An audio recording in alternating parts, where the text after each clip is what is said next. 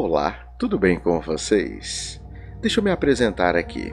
Para quem não conhece, eu sou o Tio Carpano, conhecido também como o Rei do YouTube. E é sempre uma honra ter todos vocês aqui comigo. Antes de tudo, eu peço perdão a todos pela minha ausência aqui nesse canal, mas devido a motivos de força maior, eu tive que permanecer um pouco ausente. Mas prometo que agora vou começar a criar conteúdos novamente, pelo menos uma ou duas vezes ao mês. Nesse vídeo aqui, nós vamos tratar então de um assunto que eu preciso dar uma ênfase a ele. E eu também peço desculpa por não trazer com tanta edição, mas é devido à necessidade de a gente trazer essa informação o mais breve possível, que está em torno de ninguém menos a pastora Flor de Lis. Esse caso é emblemático, é um caso que tem muitas pontas soltas e diga-se de passagem que é uma novela. E quem não conhece, eu recomendo que dê uma chegada no meu canal principal, o canal André Carpano, porque lá tem uma playlist dedicada a esse conteúdo com nada menos do que 620 vídeos. Então, eu espero para quem quiser acompanhar lá, que não conhece o caso ou quiser rever alguma parte aí que ficou esquecido na memória. Bom, vamos lá aos fatos. Aliás, deixa eu fazer uma coisa aqui antes de eu fazer isso, né? Já estava me esquecendo. Ajuda o baixinho aí com o like maroto, é fundamental. E comenta qual canto do Brasil e do mundo você está me prestigiando. Bom, agora sim, vamos lá. Mais cedo recebi a informação deste conteúdo que a pastora Flor de Lis tinha perdido uma filha.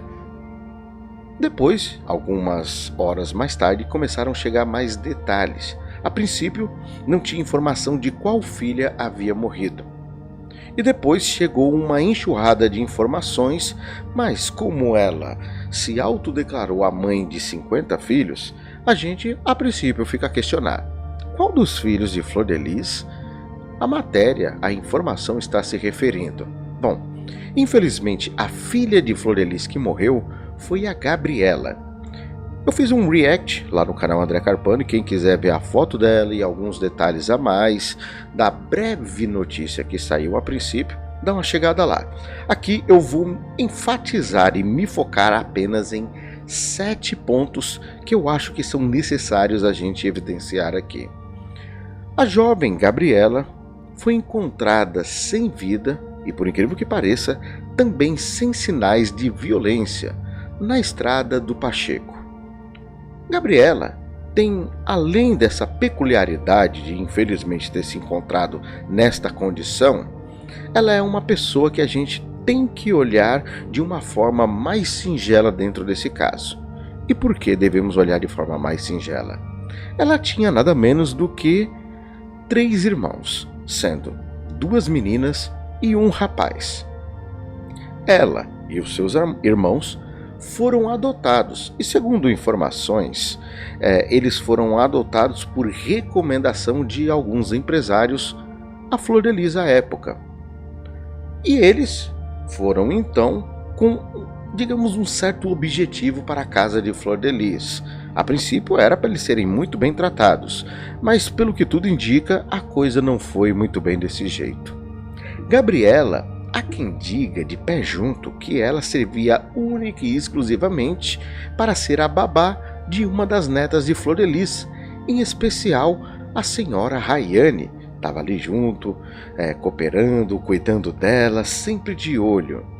Apesar de ela ser muito jovem, também quanto a própria Rayane, a gente vê que as outras irmãs dela são bem mais novas, continua na casa, só que tem um ponto, o irmão mais velho dela, que é ninguém menos do que o Lucas. Sim, o rapaz que estava envolvido junto lá do caso do pastor Anderson do Carmo, e diga-se de passagem, está preso, já era para ter saído e não entendemos o porquê que ele não saiu, mas já eu retorno nesse ponto. Gabriela era uma jovem que, apesar de estar nessa condição, tinha um desejo desenfreado de sair da casa de Flor de Lis, porque ali literalmente era uma escravidão. Sinal disso que o próprio Lucas era revoltado ao ponto de ele acabar saindo da residência, tendo um encontro com o pessoal do Comando Vermelho, facção, que, diga-se de passagem, tem um poder considerável sobre o Rio de Janeiro, e mesmo assim ele acabou meio que voltando para a casa de Flor de Lis. E isso aqui é um pouco interessante. Algumas pessoas sugerem que foi ela a responsável pela arma que o Lucas conseguiu, que por sua vez foi repassada para o Flávio, e todo mundo sabe o que aconteceu aí, né?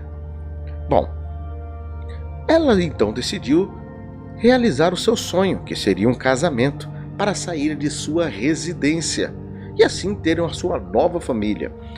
Mas esse sonho não foi bem do jeito que ela esperava. E especula-se, segundo matérias, que ela casou com o primeiro idiota que apareceu.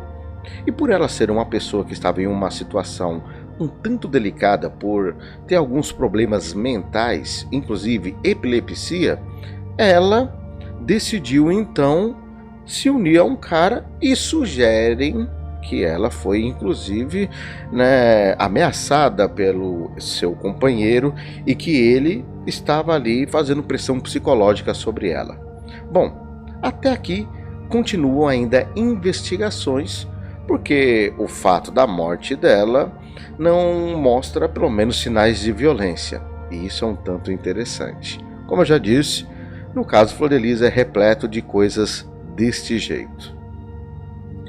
Uma pergunta que fica no ar para muitas pessoas: por que essa jovem, a Gabriela, é tão importante para a Flor de Lis? Bom, vamos lá, alguns pontos. Primeiro, ela viu Anderson do Carmo sem vida.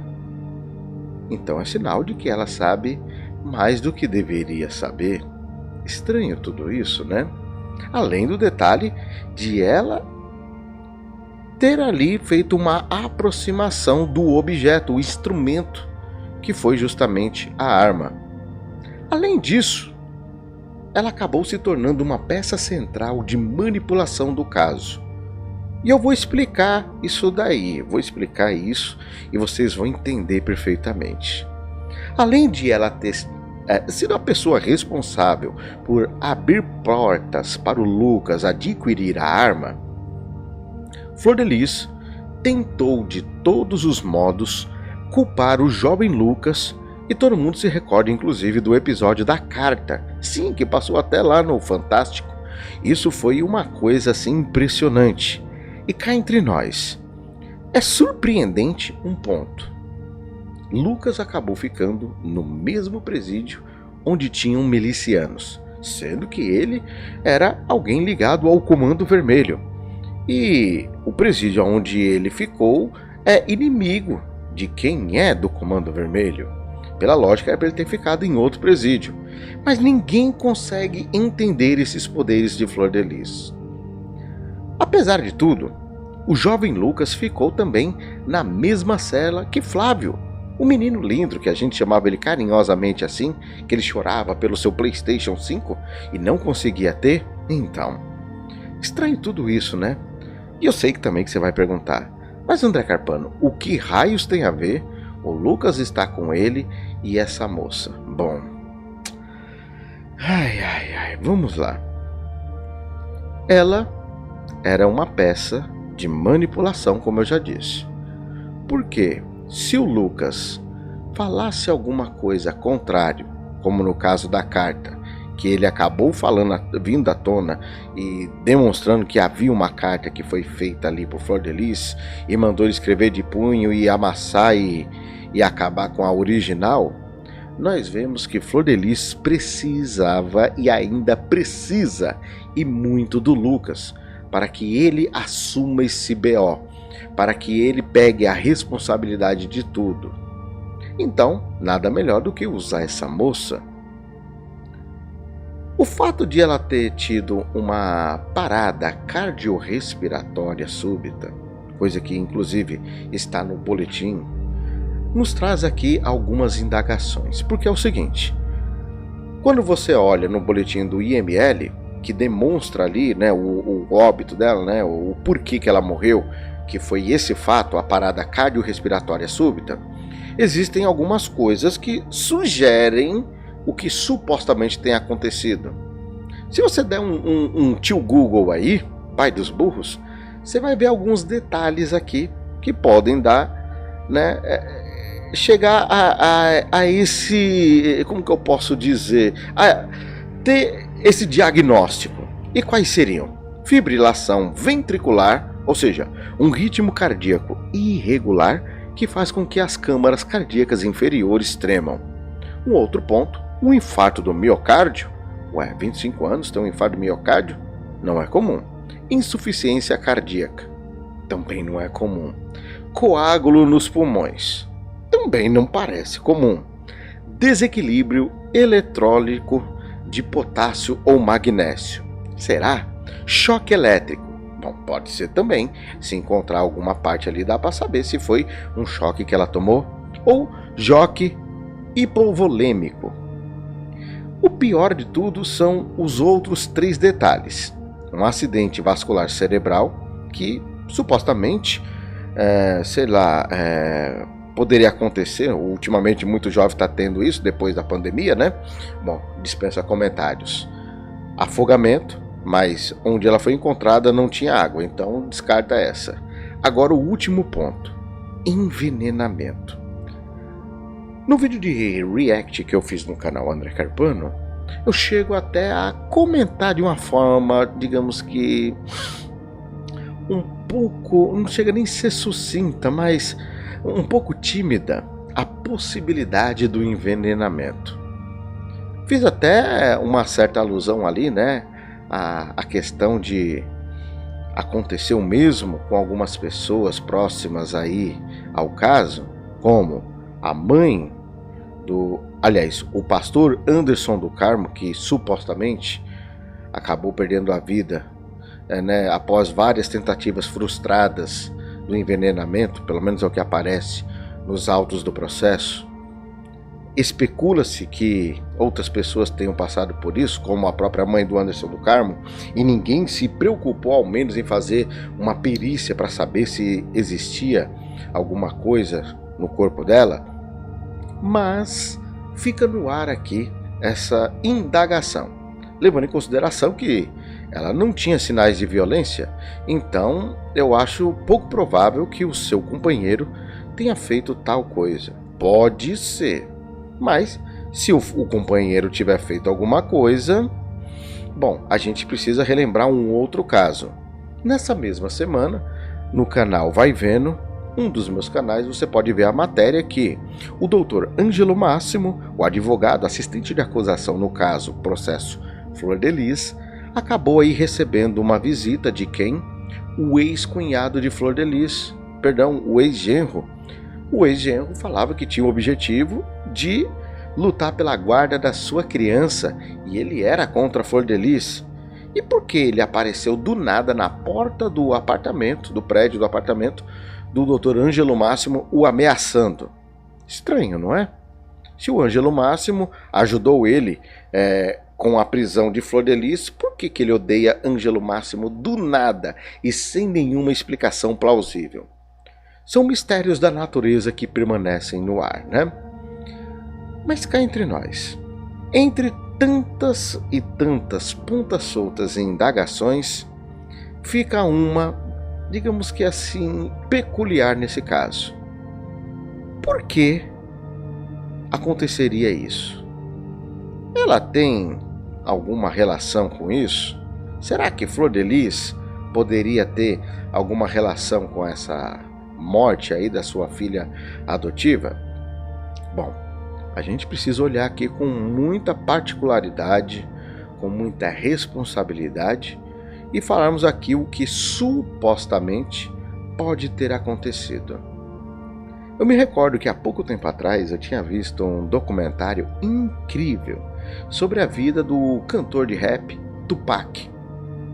E olha, é um senhor documentário que eu vi, onde foi colocado algumas hipóteses do que aconteceu com ele e tudo, e no final a gente viu que alguém que era muito próximo dele tinha mandado um recado para ele quando ele levou os tiros em na subida de um prédio que estava ninguém menos do que Notorious Big lá em cima cantando. Quando ele foi apertar o botão do elevador, percebeu que tinha ali uma maracutaia que fizeram para tirar a vida dele. Inclusive, roubaram algumas joias, exceto um relógio. Aí você me pergunta, André Carpano, o que raios tem a ver tudo isso? Bom, vamos lá. Ali foi um recado, uma mensagem dada a Tupac, onde a pessoa que deu aquele relógio de presente para ele mandou os caras ir lá e dar uma pisa nele, e como quem diz assim, eu sou seu dono, não me desobedeça. Da mesma maneira, eu, André Carpano, o tio Carpano, o rei do YouTube, teorizo aqui, acredito que supostamente Flor de Lis mandou um recado para Lucas. Quem não se recorda? Nas oitivas, durante o depoimento, um ponto crucial e fundamental para a prisão de Flor de Lis, a irmã dele, Gabriela, pelo fato de ela ter o seu problema e ela está em uma condição delicada por, enfim, ter os seus problemas aí, que ela pode ter um ciricutico do nada, ela pode ter um ataque epilético. Ela tomava os remédios, até aí tudo bem.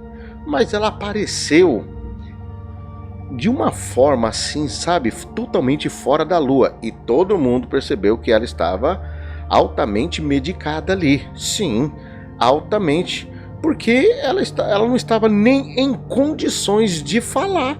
E por conta disso, acabou sendo ali dispensada. Então, a gente vê que isso daqui pode sim ter sido um sinal para Lucas. Lembrando que ele está para sair. Sim, e já era para ter saído. Não entendemos ainda o porquê que ele não saiu. Será que a juíza Neariz entende que é melhor ele vivo na cadeia do que morto na rua? Bom, pode ser também. Uma outra coisa que eu acho interessante. Agora a Flor de Lis, no presente momento que estou gravando esse vídeo, não sei depois, ela está tentando ir ao enterro. Uma coisa assim que eu fico impressionado é com o cinismo de Flor de Lis. Sério, eu fico impressionado. Olha só. Pouco tempo atrás, nós vimos aí que Flor de Lis fez uma participação épica no The Voice Cadeia. Sim, ela apareceu lá cantando, perdeu feio para pessoas que cantam 1/3 do que ela canta. Por quê? Porque ninguém vai com a cara dela, ninguém suporta a Flor de Lis, ninguém tolera ela. Todo mundo quer distância dessa mulher.